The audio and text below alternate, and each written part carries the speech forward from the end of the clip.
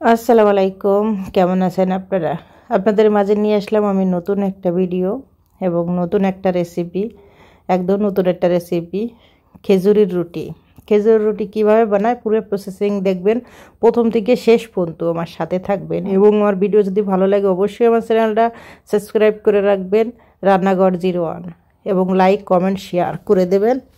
দেখুন আমি কিভাবে বানাই খেজুরের রুটি। আশা করি আপনাদের কাছে এই রেসিপি আমার অনেক পছন্দ হবে। আর আপনারা কেমন আছেন অবশ্যই কমেন্টে জানাবেন। আর যারা যারা আমার ভিডিও দেখেন তাদের সবাইকে অসংখ্য ধন্যবাদ। দেখতে তাহলে দেখবেন এবং শেয়ার করে দেবেন। প্রথম আমি আধা কেজি খেজুর নিয়েছি। এখানে আধা কেজি খেজুর আমি 1 ঘন্টা আগে গরম পানি দিয়ে, ফুটন্ত গরম পানি দিয়ে ধুইয়া, খুব ভালো করে ধুয়ে আমি ভিজিয়ে রেখে দিয়েছিলাম 1 ঘন্টা আগে। এখন এখানে আমি গমের যে আটা, যেটা গ্রাম অঞ্চলে আমরা লাল গম কই, এই রুটিটা খেজুর রুটিটা বানাইতে গেলে কিন্তু সাদা আটা বেশি ভালো হবে না, যদি লাল গমটা নেওয়া যায় তাহলে বেশি পারফেক্ট হবে।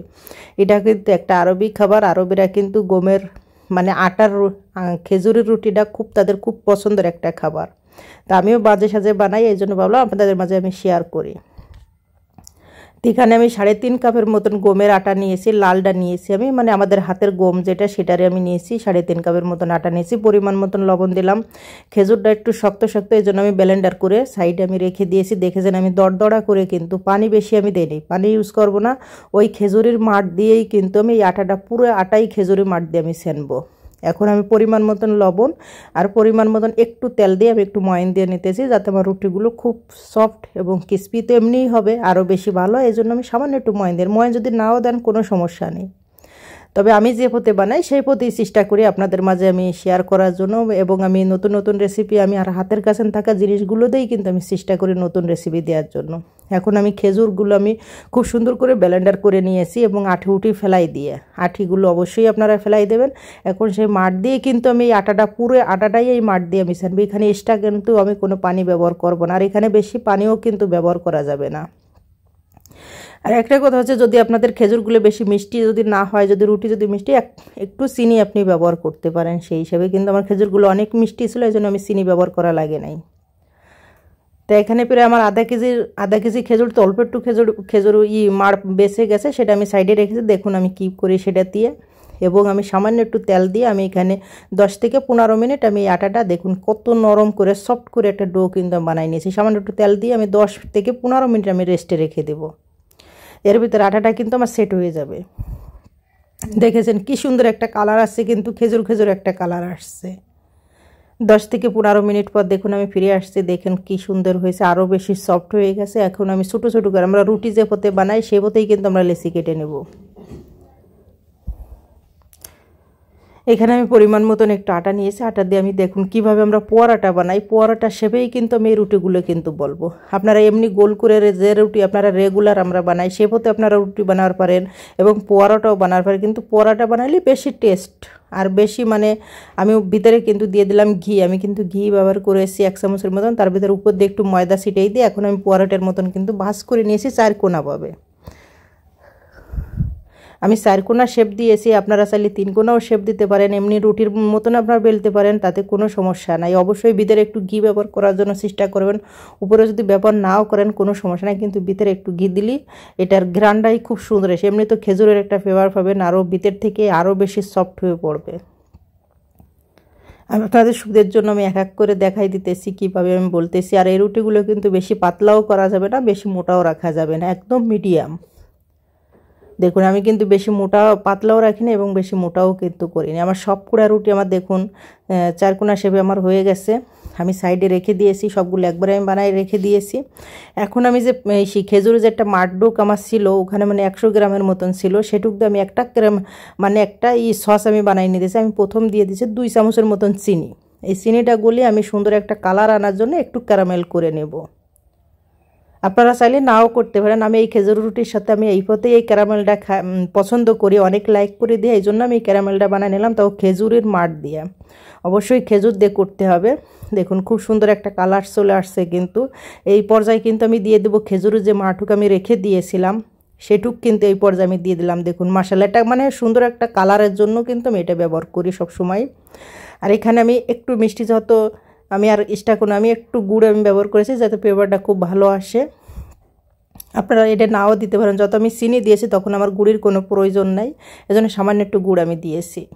আমার কাছে ট্যাক্সে সামান্য একটু চিনি একটু কম এজন্য একটু গুড় আমি দিয়েছি সামান্য। আর 1 চিমটির মতন আমি এখানে লবণ ব্যবহার করেছি সুন্দর একটা কালারের জন্য। দেখুন গুড়টা দেওয়াতে কিন্তু আরও বেশি সুন্দর একটা কালার আসছে, কি সুন্দর মিষ্টি মিষ্টি একটা কালার কিন্তু আসছে।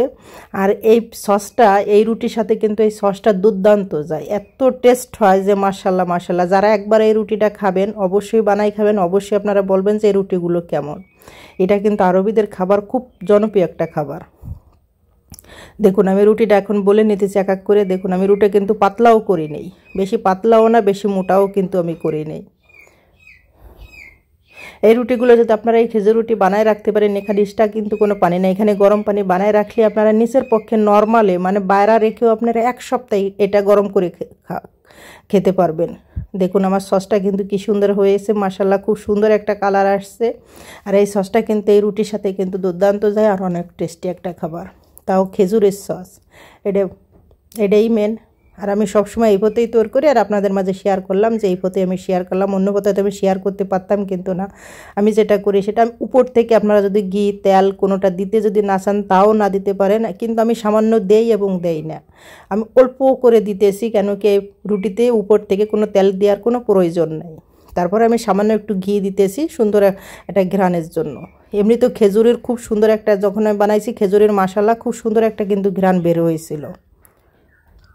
আমি এক এক করে এখানে রুটি ফুললেও কোনো সমস্যা নাই, না ফুললেও কোনো সমস্যা, রুটি অবশ্যই ফুলবে। আর উপর থেকে ভিতর থেকে একদম কিন্তু একদম লেয়ারগুলো কিন্তু যখন আপনি ছিঁড়বেন লেয়ারগুলো কিন্তু দেখা যাবে। আপনি মিনিমাম 1 সপ্তাহ যদি এই রুটিগুলো বানান, 1 সপ্তাহ আমি ঘরে রেখে আমি গরম করে খেয়েছি, 1 সপ্তাহ কোনো নষ্ট হবে না এই রুটিগুলো। আমি এক এক করে সব রুটিগুলো আমি ভেজে নিতেছি সুন্দর একটা কালার আসা পর্যন্ত। আর সে হওয়ার জন্য দেখুন আমি রুটি কিন্তু বেশি পাতলা করলে কিন্তু রুটিগুলো হার্ডি হয়ে যাবে, এই জন্য রুটিগুলো একটু মানে মোটা টাইপের রাখতে হবে, তাহলে আপনার রুটিগুলো 1 সপ্তাহ পর্যন্ত একদম নরম থাকবে। যদি ভালো লাগে অবশ্যই, আমার এই রেসিপি ভালো লাগলে অবশ্যই আপনারা একবার বাসায় ট্রাই করে দেখুন। আশা করি আপনাদের কাছে এটা আমার খুবই ভালো লাগবে, এই রেসিপিটা অনেক ভালো লাগবে আপনাদের।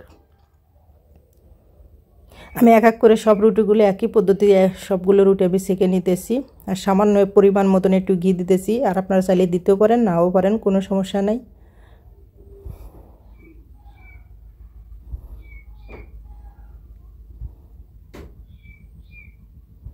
আর আমি সবসময় চেষ্টা করি আপনাদের মাঝে সহজ সহজ রেসিপি দেওয়ার জন্য, কেন কি আমি কঠিন কোনো রেসিপি দেনে যে মানুষ সেটা পারবে না, সহজ সবসময় আমি নতুন নতুন রেসিপি দেওয়ার জন্য চেষ্টা করি। আশা করি আপনাদের ভালো লাগবে। যদি ভালো লাগে অবশ্যই আমার চ্যানেলটা সাবস্ক্রাইব করে রাখবেন এবং যথেষ্ট পরিমাণ শেয়ার করে দেবেন, এবং লাস্টে ভিডিও শেষে একটা লাইক দিয়ে দেবেন।